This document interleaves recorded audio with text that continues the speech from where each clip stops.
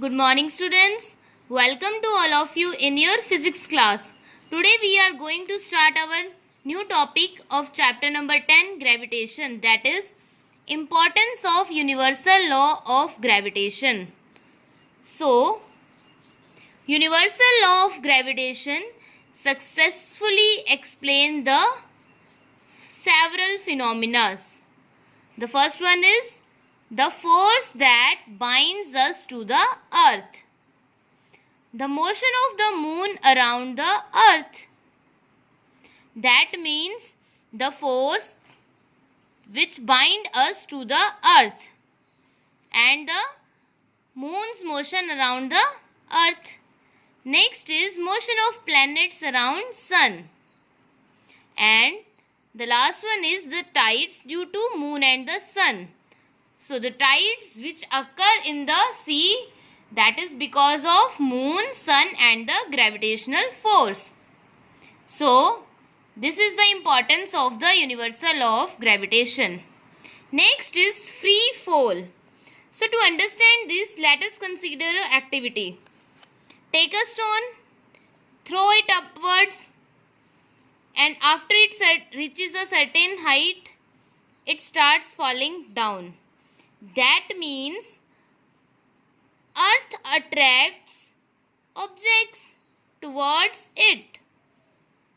This is due to the gravitational force.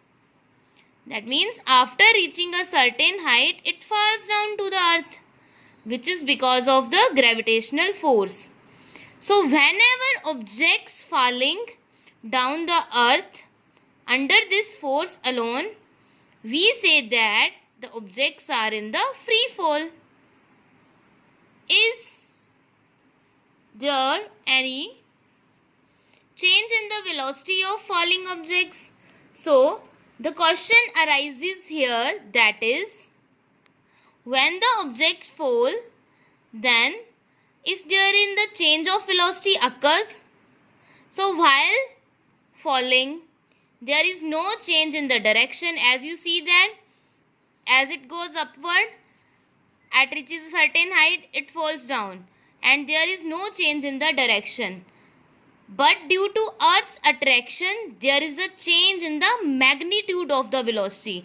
That means direction does not change, but magnitude of velocity change, and this is because of the Earth's attraction. So as we know that if velocity changes, then it involves acceleration. That means whenever an object is fall towards the earth, an acceleration is involved, and that acceleration is due to Earth's gravitational force. That we call the acceleration due to gravity, which is denoted by small g, and its SI unit is same as acceleration, that is meter per second square. So from here we concluded that whenever an object fall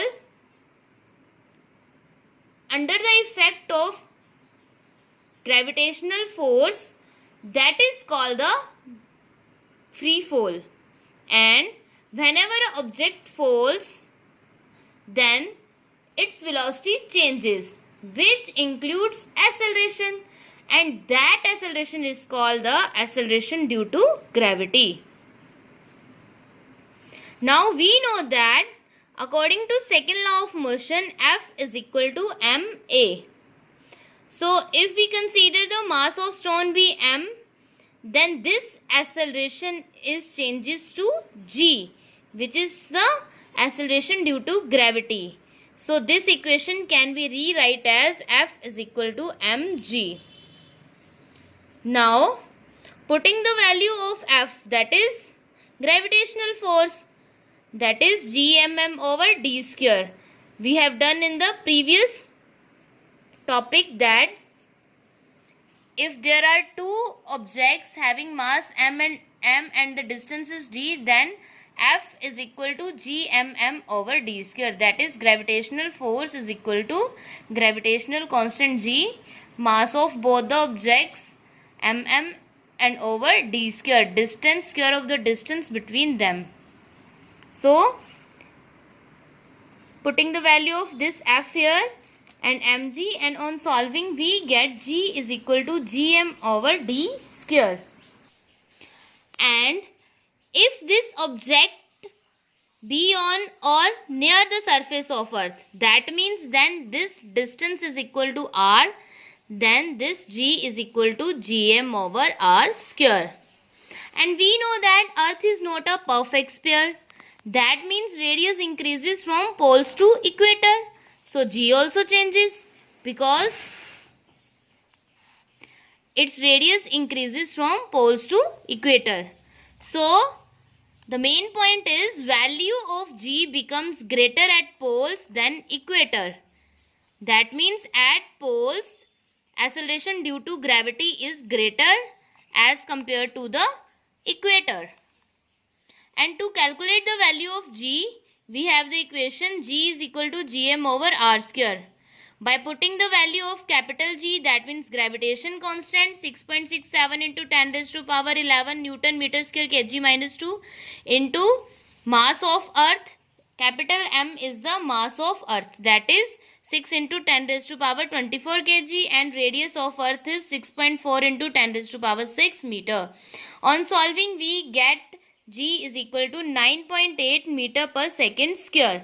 So the value of G is 9.8 meter per second square, and we can take G to be more or less constant on or near the earth. But for objects far from the earth, the acceleration due to gravitational force of earth is given by this equation, that is G is equal to gm over, instead of r we take d. G is equal to gm over d square. Next is motion of objects under the influence of gravitational force on earth. So for this we have to consider an activity. Consider a sheet of paper and a stone and drop them simultaneously from the first floor of a building. Observe whether both of them reach the ground simultaneously or not. So when you throw both of them from the first floor of the building, you have seen that the paper reaches the ground little later than the stone. That means stone reaches first, after that paper reaches. This is because of air resistance.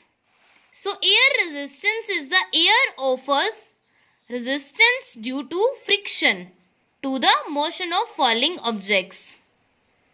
So resistance offered by air to the paper is more as compared to the stone. So that's why stone reaches the ground first.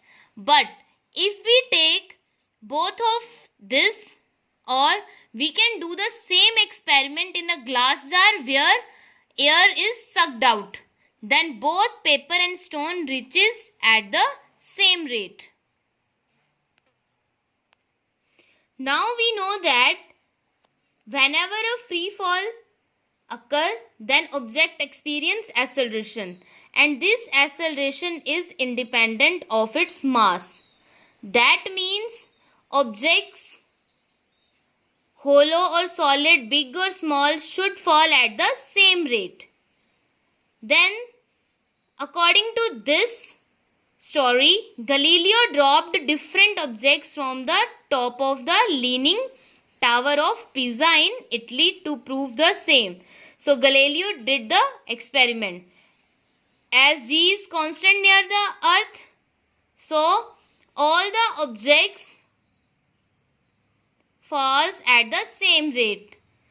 That means we replace this acceleration is by G in the equation of motions, which is valid. So first equation is V is equal to U plus AT. So here A is represented by G. S is equal to UT plus half GT square. So A is represented by G. And V square minus U square is equal to 2GS. So A is represented by G. And if we applying these equations, then we will take acceleration positive whenever it is in the direction of the velocity, and that means the direction of motion. And this acceleration is taken as negative when it opposes the motion. So, care should be taken there while solving the equation of motion under the gravitational pull or force. Thank you.